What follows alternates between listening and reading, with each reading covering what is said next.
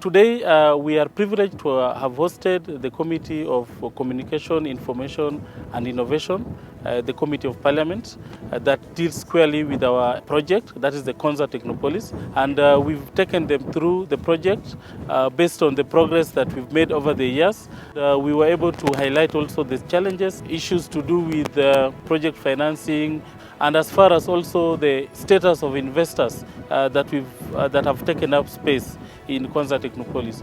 And we believe that going forward, the input of the committee will be so much required to be able to take the project to the next level.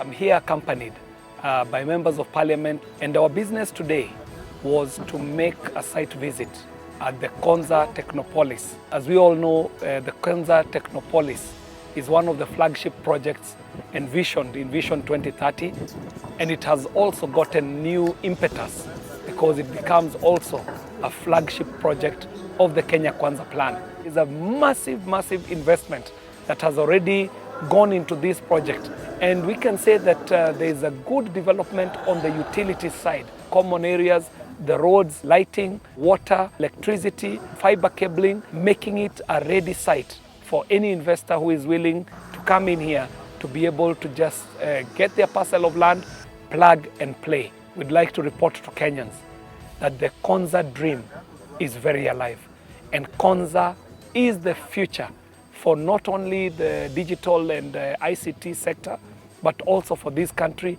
and for the region. If we get this right, this shall be a big shot in the arm for the development of this country.